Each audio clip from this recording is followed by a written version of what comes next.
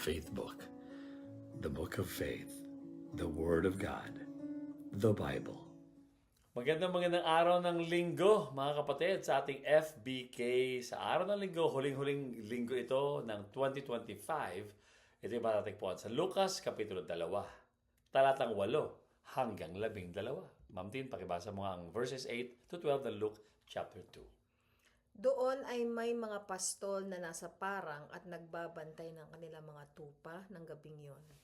At tumayo sa harapan nila ang isang anghel ng Panginoon at nagdiwanag sa kapaligiran nila ang kaluwalhatian ng Panginoon. Ganun na lamang ang kanilang pagkatakot. Ngunit sinabi sa kanila ng anghel, "Huwag kayong matakot. Ako'y may dalang magandang balita para sa inyo na magdudulot ng malaking kagalakan sa lahat ng tao. Isinilang sa inyo ngayon sa bayan ni David ang tagapagligtas, ang Kristong Panginoon. Ito ang inyong palatandaan. Matatagpuan ninyo ang isang sanggol na nababalot ng lampin at nakahiga sa isang sabsaban." Grabe, no?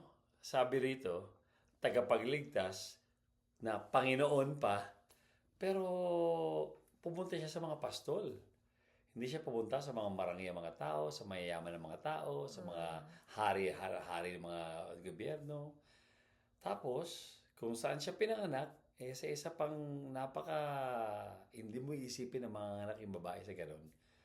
Kulungan ng hayop no? Ikaw, Ma'am Tin, babae ka, tanganak ka ng 2 beses. Di ba, yun ang gusto mo, komportable ka pagka nanganganak ka, no? Wala, kay Maria, hindi Mahirap talaga. Actually, si Mary was being tried also by the Lord. Palagay ko nung nangyari yun.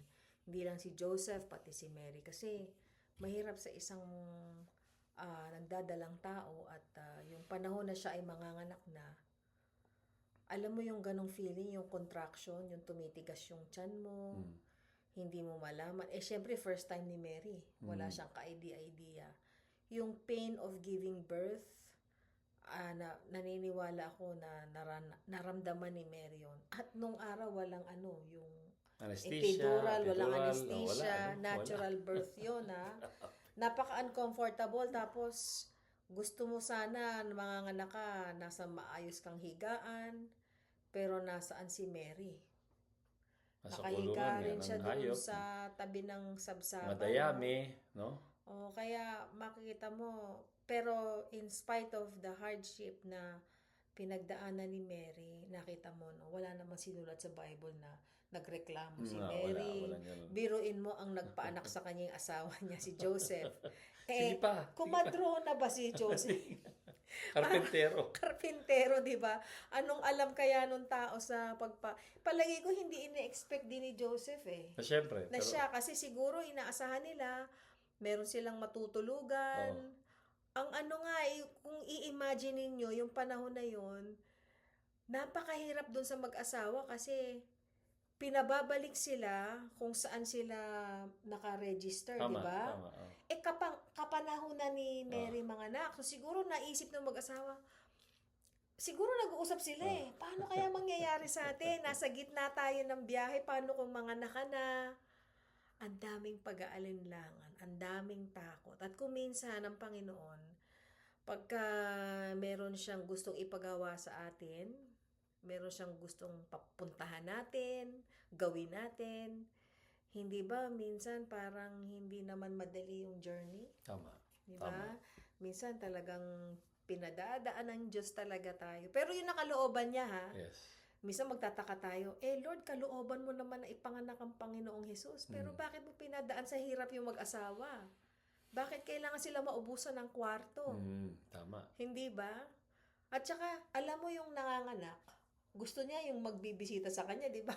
May kamag-anak. Dito, ganyan sa atin, di ba? May pasalubong pa, may prutas. Kay Maria, wala. Ang kasama niya ron, kambing, baka, walang manok. bisita, di ba? Pero alam nyo yung presence ng Panginoon, kasama nila. Anghel. Di ba? Yung symbol ng star na sinundan ng wise men, nandun nasa ibabaw nila. Kaya, Madilim man sa palagay natin yung ating mga sitwasyon sa buhay at marami tayong mga siguro struggle, mga obstacles na pinagdadaanan, ang isipin po ninyo kapag kasama nyo po ang Panginoon at alam nyo na nasa gitna kayo ng kalooban ng Diyos sa mga oras na yon. Hindi man natin nakikita yung liwanag, pero alam natin, ang liwanag ng Panginoon, ang presensya ng banal na Espiritu, nandyan po sa atin. Yes. Yan ang ibig sabihin ng Emmanuel, hindi ba? Tama. God is with us. Wow. Grabe, no?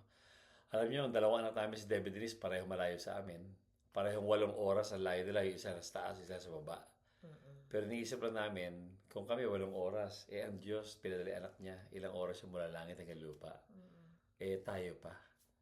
Nangako ang Panginoon na huwag tayong matatakot dahil gagabayin niya tayo. Nung pong kinasal kami ni Ma'am Tin, 29 years na ngayon, 30 years na sa April. Sabi ng namin, ang maming talata ay ang awit, Kapitulo 56, talata 3. Sa panahon ko kinatatakot, magtitiwala ako sa iyo. What time I am afraid, I will trust in thee. Yan po ang mensahe namin ni Ma'am Tin sa inyo.